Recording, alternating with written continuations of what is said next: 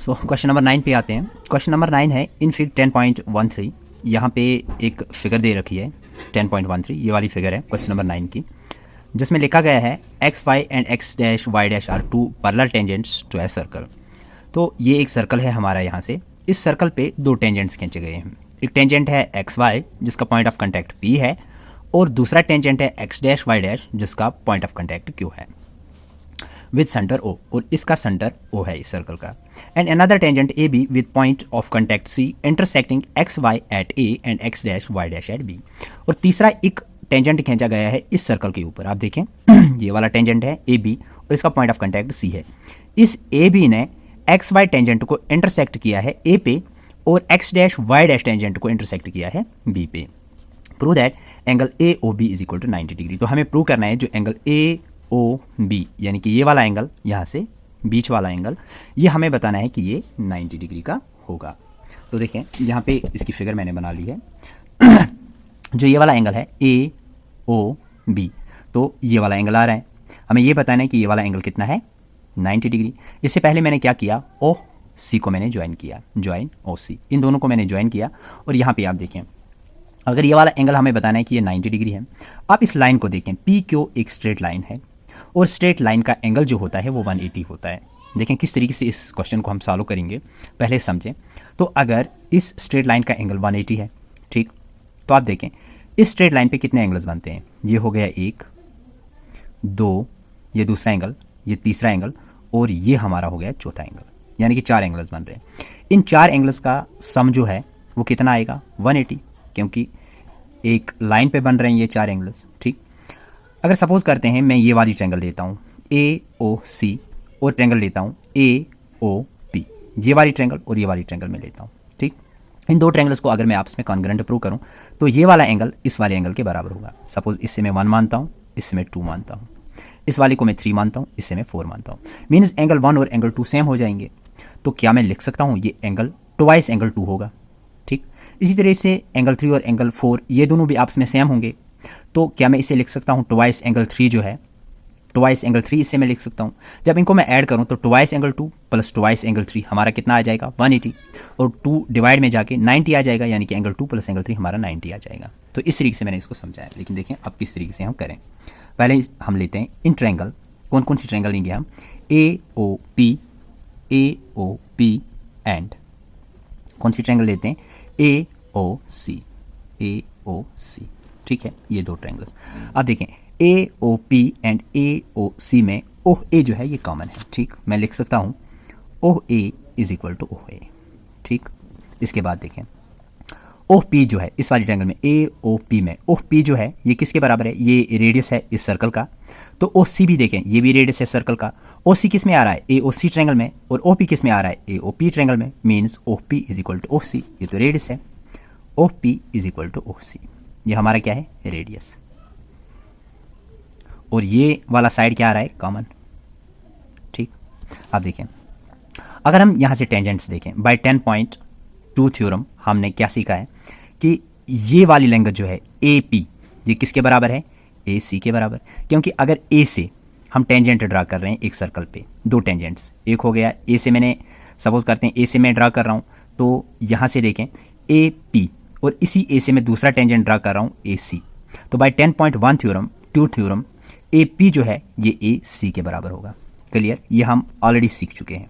तो हम लिखते हैं A P is equal to A C, किस हिसाब से, बाय 10.2 थ्योरम। ठीक है, इस हिसाब से। तो देयरफॉर आप देखें 3 साइड्स आपके क्या आ रहे हैं, एक दूसरे के इक्वल, दो ट्रायंगल्स में। तो मैं कह सकता हूँ देयरफॉर जो ट्रायंगल ए ओ पी है ये कॉन्ग्रुएंट होगा किसके, ट्रायंगल ए ओ सी के। जब ये दो ट्रायंगल्स आपस में कॉन्ग्रुएंट हो गए तो मैं क्या लिख सकता हूँ, सेंस। तो मैं लिख सकता हूँ जो एंगल 1 है ये किस में आ रहा है, ए ओ पी में, ये किसके बराबर होगा, एंगल 2 के, क्योंकि ये क्या आ रहा है, ए ओ सी में। Corresponding parts of congruent triangle से मैं ये लिख सकता हूँ। तो मैं लिख सकता हूँ angle 1 is equal to angle 2 by C P C T. जब दो ट्रायंगल्स आपस में कॉन्करेंट हो जाते हैं तो उनके कॉरस्पॉन्डिंग साइड्स आपस में इक्वल हो जाते हैं। तो उस हिसाब से हमने लिखा। अब अगेन हम क्या करें, इन ट्रायंगल, अब कौन सी ट्रायंगल लेते हैं, अब देखें अब ट्रायंगल लेंगे हम ओ सी बी या बी ओ सी। चलो मैंने क्या लिया, in triangle B O C and दूसरी ट्रायंगल लेता हूँ मैं यहाँ से BOQ। तो दूसरी ट्रायंगल है BOQ। ये तो दो ट्रायंगल्स मैंने यहाँ पे लिए। तो इसमें भी देखें BOC एंड BOQ, इसमें OB कॉमन आ रहा है, ठीक। तो OB is equal to OB, पहले लिखते हैं OB is equal to OB। ये क्या आ रहा है? कॉमन। अब OC रेडियस है सर्कल का और OQ भी रेडियस है सर्कल का। OC आ रहा है इस वाली ट्रायंगल में और OQ आ रहा है इस वाली ट्रायंगल में, यानी कि OC is equal to OQ। Radius है OC is equal to OQ। ये क्या है? रेडियस। अब तीसरी चीज़ इसमें क्या है? आप देखें, जो ये है CB, ये किसके बराबर होगा? BQ के बराबर होगा, ठीक है। क्योंकि B से अब आप टेंजेंट ड्रा करें तो BC is equal to BQ। इन दोनों की लेंथ आपस में बराबर होगी बाय 10.2 थ्योरम। तो क्या लिख सकते हैं? BC is equal to BQ। तो BC is equal to BQ by 10.2 हम लिख सकते हैं। और ये BC किस में आ रहा है? BOC वाली ट्रायंगल में। और BQ किस में आ रहा है? BOQ वाली ट्रायंगल। तो देखें दोनों ट्रायंगल्स में तीन साइड्स आपस में इक्वल आ रहे हैं। तो देयरफॉर मैं लिख सकता हूँ ट्रायंगल BOC जो है ये कॉन्करेंट रहेगा किसके? ट्रायंगल BOQ के। हो गए दो ट्रायंगल्स कॉन्करेंट आपस में। जब दो ट्रायंगल्स आपस में कॉन्करेंट हो गए तो क्या एंगल 3 एंगल 4 के बराबर नहीं होगा? बिल्कुल होगा। तो हम लिख सकते हैं देयरफॉर जो एंगल 3 रहेगा ये किसके बराबर रहेगा? एंगल 4 के by CPCT, corresponding parts of a concurrent triangle. अब देखें, इसे मान लेते हैं हम फर्स्ट और इसे मान लेते हैं हम सेकंड, ठीक है। First and second. अब देखें यहाँ से जो हमारी लाइन है PQ एक लाइन है हमारी, PQ is a line, PQ हमारी लाइन है। तो अगर ये लाइन है तो इस पे जितने भी एंगल्स बनेंगे उनका सम कितना होगा? 180। तो देयरफॉर आप देखें मैं लिख सकता हूँ angle first plus angle second plus angle third plus angle fourth, angle first plus angle second plus में एंगल थर्ड प्लस में एंगल 4, इसका कितना होगा सम? 180। अब देखें मैंने क्या लिखा था? From first and second. चलो इसको फर्स्ट सेकंड मैंने नाम दिया। फ्रॉम फर्स्ट अगर देखें angle first is equal to angle second, यानी कि एंगल फर्स्ट के बदले मैं लिख सकता हूँ एंगल सेकंड। प्लस में क्या आ रहा है? Angle second plus angle third और एंगल 4 आपस में बराबर है, यानी कि एंगल 4 के बदले में लिख सकता हूँ एंगल 3। तो यहाँ पे एंगल 3 ऑलरेडी है, प्लस 4 के बदले भी लिख सकता हूँ angle 3 which is equal to 180। तो एंगल 2 इसको मैं क्या लिख सकता हूँ?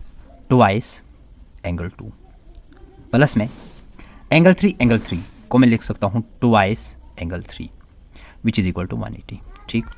2 दोनों में कॉमन ले सकते हैं, 2 को कॉमन लें, एंगल अंदर क्या बचेगा? एंगल 2 प्लस में एंगल 3 इज इक्वल टू 180। तो ये 2 यहाँ से आके डिवाइड हो जाएगा, तो 180 डिवाइडेड बाई 2 या 2 1 जार 2, इसी तरीके से काटें, 2 9 जार 18, 2 0 जार 0, तो कितना बचा? 90। तो हम लिख सकते हैं एंगल 2 प्लस में एंगल 3 इज इक्वल टू 90 आ रहा है।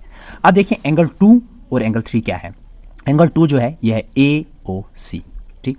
और एंगल 3 जो है ये क्या है? COB। तो एंगल 2 प्लस एंगल 3 के बदले में लिख सकता हूँ AOB, और AOB ये पूरा एंगल है। तो इसके बदले में क्या लिख सकता हूँ? एंगल 2 प्लस एंगल 3 के बदले में लिख सकता हूँ angle AOB which is equal to 90 degree. तो ये हो गया